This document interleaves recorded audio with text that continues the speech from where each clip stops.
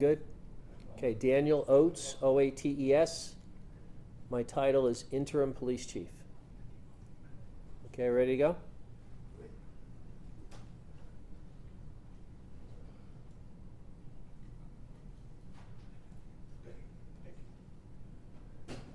Okay, so at about 11:15 this morning, 911 received a call for a structure fire at 11220 East Colfax Avenue. That's the Ranger Motel.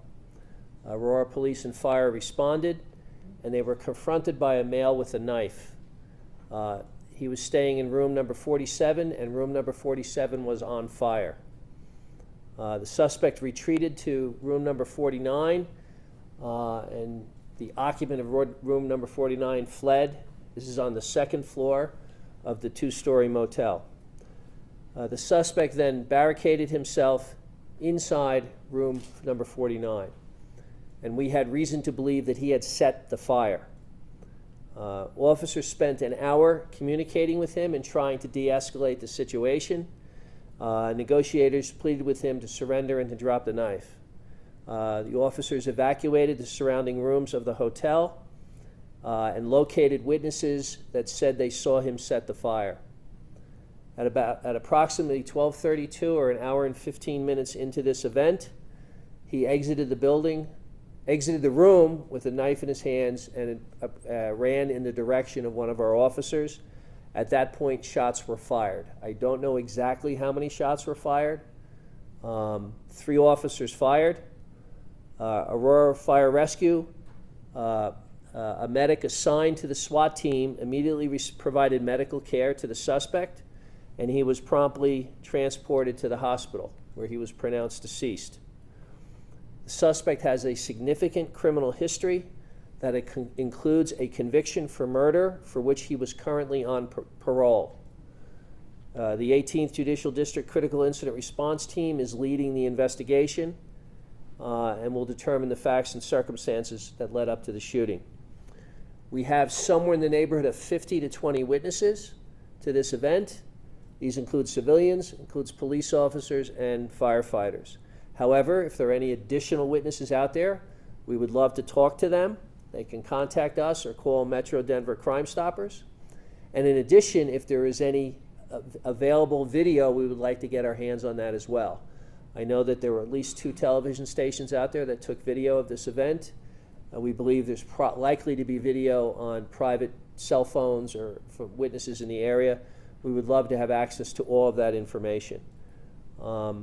With that, the family of the deceased has not yet been notified. We'll leave it to the coroner's office to release the name. And following this press conference, the PD, Aurora PD, will have no further comment on this event because the investigation is being led by the 18th Judicial District Critical Incident Response Team. But with that, I'll take a couple of questions. Are there any questions? Yes? Can you characterize, is this a hotel like a month-by-month rental? Is it, It's one of quite a few on Colfax Avenue in Northwest Aurora that are short-term rental properties. Was the fire control efforts hampered by the incident? Yes, they were. Initially, they were hampered by the fact that he was there confronting the firefighters with a weapon. But the firefighters were able to get the fire out and then retreated. Our officers evacuated the rest of the building, and we had this standoff for an hour, and every effort was made to negotiate with him to surrender. So, anything else? So Chief, the initial fire was in room 47, is that what you said? Correct. And then he went to room 49, that's where the standoff was. Correct. And again, I should point out that, as with any of these events, all the information I have for you is preliminary. It's the best available information we have right now, maybe subject to some changes.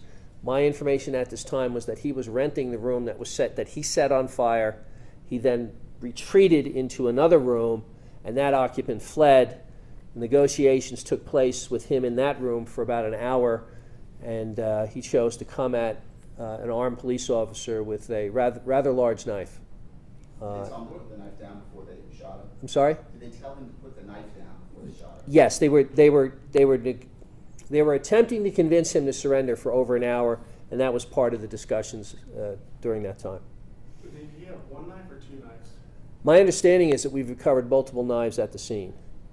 So, Without going into this case, but can you describe the general or the protocols for the police department when being confronted with someone with a knife, just the distance they have to come within? yes, the officers were at significant distance, but he charged one of the officers. So there was an attempt at standoff. There was also an attempt by several officers to fire less lethal rounds at the same time. But given that he was charging one of the officers, you know, several officers did fire their rifles. Did some officers actually get off rounds from the taser? Or rounds? It was actually the 40 millimeter sponge round. My understanding is at least 2 officers got those rounds off.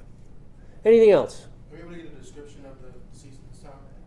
He is a male white, age 51.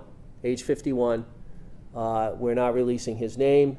As I said, his family has yet to be notified, and that's an important step, and it'll be up to the coroner to release his name.